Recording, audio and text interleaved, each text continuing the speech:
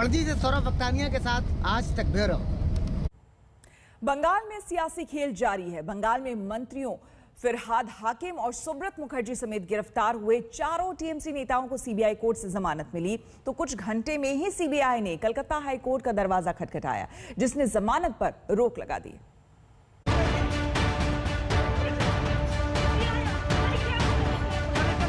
तीसरी बार बंगाल की सत्ता संभालने के 2 हफ्तों के भीतर ही ममता बनर्जी की मोदी सरकार के साथ सीबीआई पर तकरार शुरू हो गई है।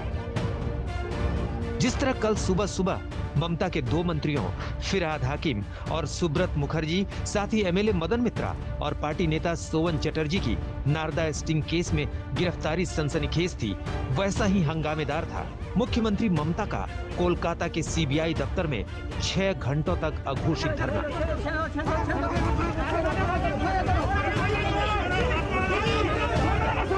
और इस पूरी राजनीतिक तनातनी के बीच केंद्रीय बलों के साथ टीएमसी के कार्यकर्ताओं और समर्थकों की झड़प राजनीतिक तापमान को और बढ़ाने वाली रही।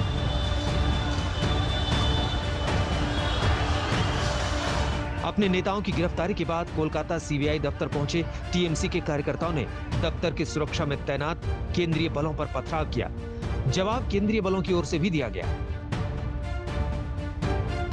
गेट तोड़ने की कोशिश हो रही है। लगातार यहां पर भारी संख्या में फोर्स का भी इंतजाम किया गया है। ये वो कॉम्प्लेक्स है जहां पर इस वक्त ममता बनर्जी मौजूद हैं, सीबीआई दफ्तर के 14वें तल्ले पर, और ये जो कॉम्प्लेक्स का मुख्य द्वार है, इसे तोड़ने की लगातार कोशिश हो रही है।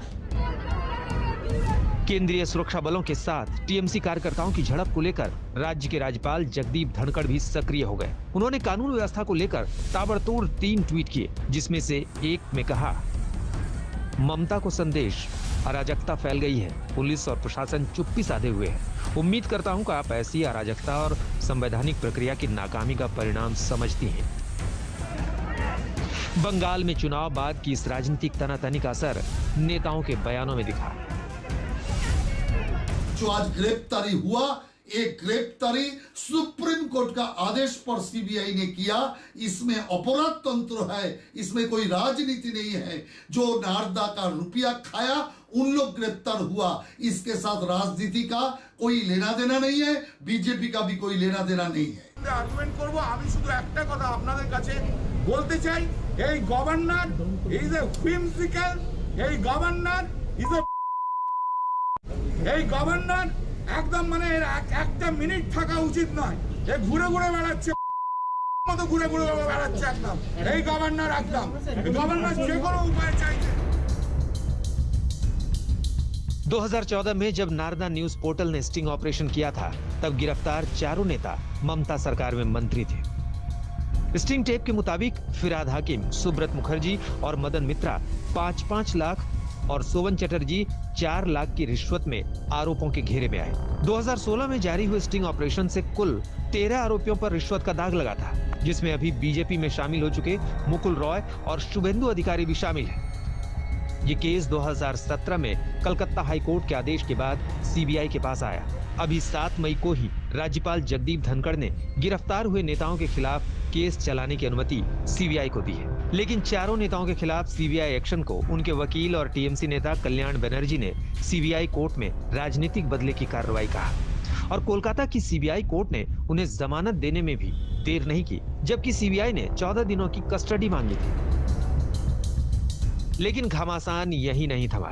सीबीआई ने कलकत्ता हाईकोर्ट का दरवाजा खटखटाया, जिसके बाद हाईकोर्ट ने जमानत पर बुधवार तक रोक लगा दी। सीबीआई की ओर से नारदा मामले की सुनवाई बंगाल से बाहर करने की मांग की गई है। जाहिर है कि इस गिरफ्तारी में बंगाल की राजनीति में आने वाले और तूफानों की आहट है। खुद ममता ने अपने पार्टी नेताओं की गिरफ्तारी के बाद वकीलों के जरिए ये कहलवाकर सीबीआई को चुनौती दी थी कि सीबीआई मुझे गिरफ्तार करे।